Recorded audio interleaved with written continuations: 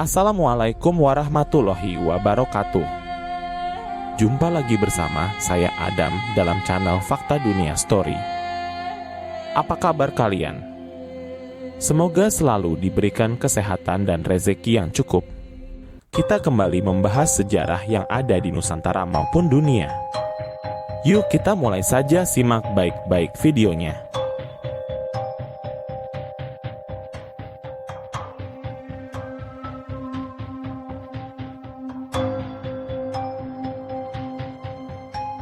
Banyak dari kita pasti pernah mendengar lagu Nenek Moyangku Seorang Pelaut, sebuah lagu yang menggambarkan bagaimana nenek moyang orang Indonesia selalu mengarungi lautan tanpa takut menerjang ombak. Karena sejak zaman prasejarah, nenek moyang Indonesia memang dikenal sebagai pelaut yang tangguh. Tidak mengherankan jika orang Indonesia telah berlayar hingga ke Samudera Hindia. Bahkan dalam penelitian yang dimuat dalam jurnal Proceedings of the Royal Society B pada 21 Maret tahun 2012 menyatakan bahwa orang Indonesia adalah nenek moyang penduduk Madagaskar. Ilmuwan asal Massey University di Selandia Baru, Murray Cox, melakukan analisis DNA orang Indonesia dan Madagaskar disebut Malagasy. Dalam penelitiannya, Cox mengambil sampel DNA dari 2.745 orang Indonesia yang berasal dari 12 kepulauan serta 266 etnis Malagasy terdiri dari Mikea, Veso, dan Andriana Marina. Penelitian memfokuskan pada DNA mitokondria yang diturunkan lewat ibu, jenis DNA yang terdapat di organel sel yang berfungsi menghasilkan energi. Selain ke Madagaskar, nenek moyang kita telah dikenal tangguh di lautan. Pada awal Masehi telah berlayar ke Cina, Jepang, India, hingga Afrika untuk berdagang. Dari perdagangan ini orang Indonesia mendapat berbagai barang seperti logam mulia, perhiasan, kain, wangi-wangian, dan obat-obatan. Barang-barang tersebut ditukar dengan berbagai jenis rempah-rempah yang ada di Indonesia. Menurut Profesor Oliver Moulter, India dan Cina memiliki sedikit tradisi tentang berlayar. Kapal-kapal mereka hanya digunakan untuk menyusuri pantai dan sungai. Bahwa dalam hal hubungan perdagangan melalui laut antara Indonesia, Cina, juga antara Cina, India, Selatan, serta Persia pada abad ke-5 sampai ke-7. Terdapat indikasi bahwa bangsa Cina hanya mengenal pengiriman barang oleh bangsa Indonesia. Orang-orang Cina baru bisa membuat kapal untuk mengarungi lautan sekitar abad ke-10 ketika masa dinasti Song. Dinasti Song adalah salah satu dinasti yang memerintah di Tiongkok antara tahun 960 sampai dengan tahun 1279 sebelum Tiongkok diinvasi oleh bangsa Mongol. Dinasti ini menggantikan periode 5 dinasti dan 10 negara, dan setelah kejatuhannya digantikan oleh dinasti Yuan. Dinasti ini merupakan pemerintahan pertama di dunia yang mencetak uang kertas dan merupakan dinasti Tiongkok pertama yang mendirikan angkatan laut. Saat kita membaca sejarah tentang masuknya Hindu ke Indonesia, diperkirakan sekitar awal abad ke-4. Ditandai dengan berdirinya Kerajaan Kutai dan Tarumanegara yang bercorak Hindu. Teori tentang masuknya agama Hindu ke Indonesia terdapat beberapa teori, di antaranya teori Brahmana, Ksatria, Waisya, Sudra, dan juga arus balik. Jika kita melihat kebudayaan India, kita akan mengetahui bahwa di India para masyarakatnya bukanlah orang-orang yang terbiasa dengan lautan. Hal ini dapat kita lihat dari cerita dalam epik Ramayana, kala itu ketika Rama dan tentaranya hendak ke Alengka atau disebut juga Sri Lanka. Untuk menyeberang ke Sri Lanka, Rama memilih untuk membuat jembatan daripada membuat kapal. Hal ini dikarenakan orang-orang India menganggap semakin tinggi suatu tempat maka semakin suci tempat tersebut. Sehingga mereka menganggap gunung adalah tempat yang suci, yaitu tempatnya para dewa, sedangkan lautan merupakan tempatnya para jin. Dari penjelasan tersebut dapat kita simpulkan seharusnya orang-orang Indonesia membawa orang-orang India untuk mengarungi lautan hingga sampai di Indonesia. Karena Cina dan India yang mayoritas beragama Hindu dan Buddha belum terbiasa mengarungi melalui lautan. Seperti yang kita ketahui saat itu, mereka masih bergantung pada Indonesia untuk perdagangan melalui rute laut. Hal ini dapat kita dasari dari perkataan Ponco Sutowo dalam mengomentari buku karya Robert Dick Reed yang mengatakan, "Pelaut-pelaut Nusantara telah menaklukkan banyak samudera. Jauh sebelum bangsa Eropa, Arab, dan Cina. Bahkan pada abad ke-5 dan ke-7, para pedagang Cina bergantung pada pelaut Nusantara. Tidak hanya itu, salah satu teori juga mengatakan bahwa yang membangun jalur sutra versi laut sebenarnya bukanlah orang-orang Cina ataupun India, melainkan orang-orang Indonesia. Bahkan menurut George F. Hourani, bahwa orang Arab sudah mengarungi lautan-lautan di sekitar India sejak sebelum Masehi. Tetapi keberadaan mereka terlambat jika dibanding para pelajar Nusantara yang memiliki kapal dan sistem navigasi yang lebih baik. Dia juga mengatakan bahwa bentuk kapal dari Nusantara adalah bentuk kapal yang paling berpengaruh di seluruh dunia. Karena saat itu India merupakan tempat bertemu para pedagang dari Persia, Arab, Yaman, Mesir, Mesopotamia, dan lain-lain. Dari sinilah kelak bentuk kapal Nusantara ditiru oleh para pelaut Eropa. Dari catatan orang Mesir kuno, mereka mendapatkan beberapa komoditas seperti rempah-rempah, cendana, cengkeh, emas, dan lain-lain dari sebuah negeri yang belum diketahui. Pada sebuah penelitian mengenai rempah dan buah-buahan dari Asia Tenggara, terutama cengkeh dari Indonesia, juga terdapat pada mumifikasi Firaun Ramses II. Temuan ini berdasarkan laporan arkeolog Giorgio Buscellati dan Marilyn Kelly Buscellati dari UCLA Choetsen Institute of Archaeology. Seperti yang kita ketahui, cengkeh saat itu hanya ada di Indonesia, yaitu Maluku. Walaupun kini telah tersebar di mana-mana, namun Maluku merupakan tempat pertama komoditi cengkeh pada masa itu. Jika pada zaman kuno cengkeh telah sampai ke sana, maka terdapat dua kemungkinan, yaitu orang-orang Mesopotamia yang membawa dari Indonesia atau orang-orang Indonesia yang membawanya ke Mesopotamia. Jika kita melihat kebudayaan Mesopotamia yang terbiasa di daratan, maka besar kemungkinan orang-orang Indonesia membawa komoditas tersebut ke sana. Jika kalian adalah umat Nasrani, maka kalian pernah mendengar kisah tentang Raja Salomo dalam kitab 1 Raja-Raja. Dalam kisah tersebut, Raja Salomo atau Sulaiman mendapatkan emas, kayu cendana, bulu burung merak, rempah-rempah, dan lain-lain. Komoditas-komoditas tersebut lebih mudah ditemukan jika berada di Indonesia. Tidak mengherankan jika saat ini banyak yang berpendapat bahwa Indonesia adalah negeri Sabah, yaitu salah satu negeri yang pernah dikunjungi Raja Salomo. Walaupun hanya sebatas teori, namun pernyataan ini tidak sepenuhnya lemah karena terdapat beberapa catatan kuno yang signifikan. Dan beberapa daerah yang sekarang memiliki nama yang mirip dengan kisah tersebut seperti Wonosobo, Sleman, dan lain-lain.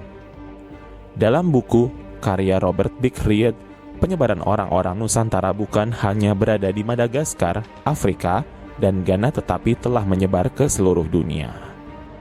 Memang terlihat cukup kontroversial, tetapi Robert Dick Reed bahkan berani menyebut ada kemungkinan bahwa pelayaran orang-orang Indonesia telah sampai di benua Amerika. Hal ini karena salah satu teori menyebutkan bahwa Hawaii adalah Jawa kecil. Hal ini didasari karena postur tubuh orang-orang Hawaii mirip dengan postur tubuh orang Jawa. Mungkin semua ini hanya sebatas cocok logi semata.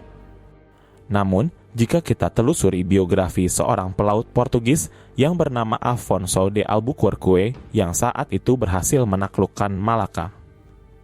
Ia pernah menulis surat kepada rajanya bahwa dia telah berhasil menaklukkan Malaka dan telah bertemu dengan pelaut Jawa.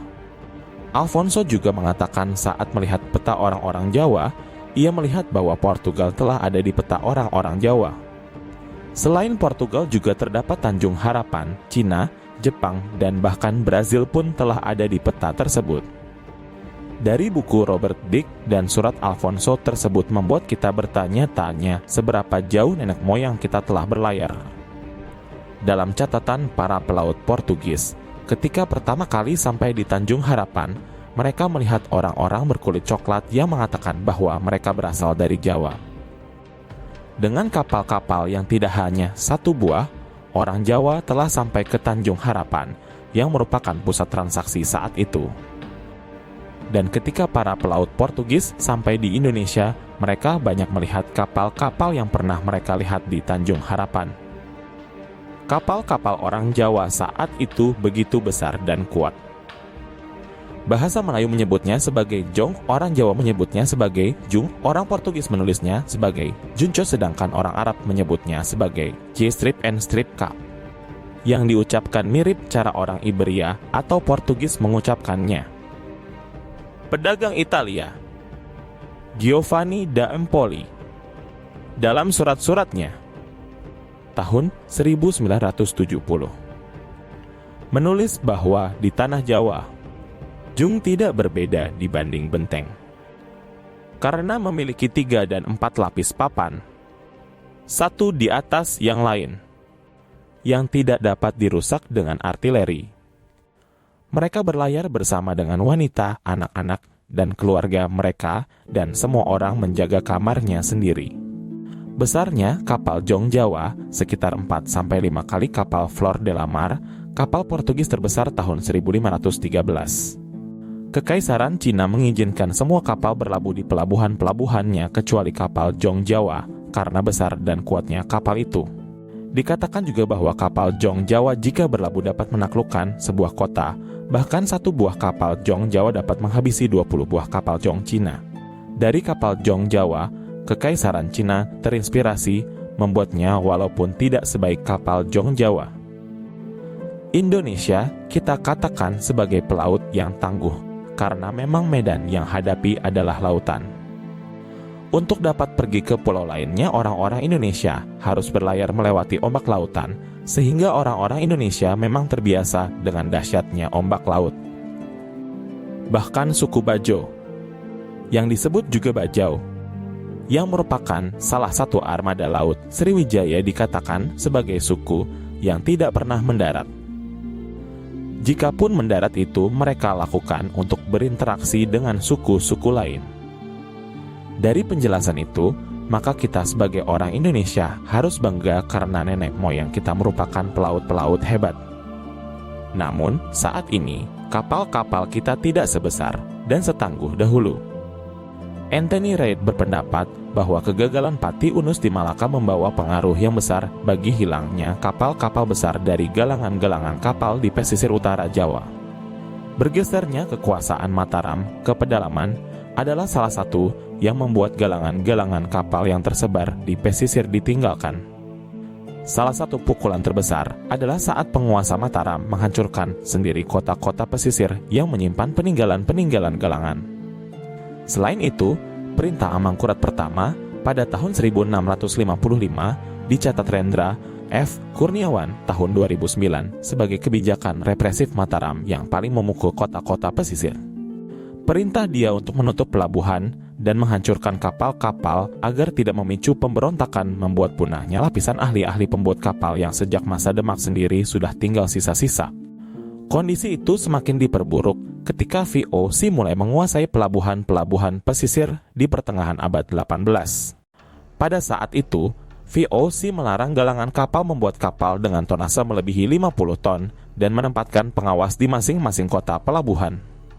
Suku-suku Makassar yang juga sebagai pelaut handal pernah menjalin hubungan baik dengan suku aborigin.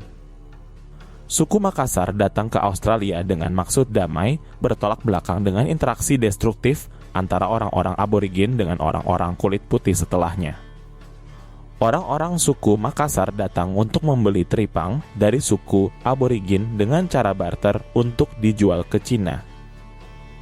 Teripang yang ternyata dihargai tinggi di Cina sebagai makanan dan obat-obatan membuat pedagang-pedagang Makassar berperan sebagai pedagang perantara, mulai rutin berlayar ke pantai-pantai pesisir utara Australia untuk mengumpulkannya. Beberapa nama yang memimpin armada Makassar tersebut tercatat seperti Pobaso tahun 1803 dan Yusing Daeng Rangka tahun 1883. Jejak kontak dagang yang telah diteliti secara intensif sejauh ini terdapat di Arnhem Land, tempat tinggal orang-orang Yolngu. Interaksi Makassar dan Abu Girin ini mulai terganggu ketika orang-orang Eropa datang ke Australia. Inggris, yang menganggap dirinya sebagai penguasa, menerapkan tarif cukai dan lisensi bagi pedagang-pedagang teripang Makassar pada akhir abad ke-19. Using adalah salah satu dari sekian pedagang terakhir yang memegang lisensi tersebut, dan kebijakan ini membatasi kedatangan perahu-perahu Makassar ke Australia. Andaikan Inggris tidak mengintervensi, mungkin saja lebih banyak pedagang-pedagang Makassar yang akan datang, membangun pos dagang permanen seperti di Papua Barat, atau bahkan seterusnya bisa hidup bercampur baur dengan penduduk setempat seperti halnya di Madagaskar. Itulah penjelasan tentang nenek moyang kita yang telah menjelajah dunia, bahkan menjalin hubungan baik dengan banyak suku dari berbagai negara. Lagu yang mengatakan bahwa nenek moyang kita seorang pelaut bisa jadi adalah fakta. Walaupun sekarang kejayaan itu hanya tinggal cerita, namun kita harus tetap bangga menjadi bangsa yang merdeka. Memang sulit untuk membuktikan teori yang ada karena banyak sejarah-sejarah bangsa kita yang telah hilang. Namun, saat ini, banyak orang yang mulai mencari fakta-fakta sejarah tentang bangsa kita. Dalam buku karya Bernard H. M. Flekke mengatakan bahwa tidak diragukan bahwa Jawa harus dianggap tempat tinggal salah satu ras manusia yang paling awal. Semoga video kali ini bisa membangkitkan semangat kita dalam meningkatkan kemampuan kita dalam segala hal, karena kita semua adalah keturunan dari bangsa penguasa lautan. Demikian video fakta sejarah dari kami, yang kami ambil dari berbagai sumber. Bila ada kekurangan silahkan komen di kolom komentar. Dan bila kalian suka dengan video, kami berikan tanda jempol ke atas. Dan subscribe channel kami agar kedepannya channel ini dapat berkembang. Sekian dari kami. Waalaikumsalam warahmatullahi wabarakatuh.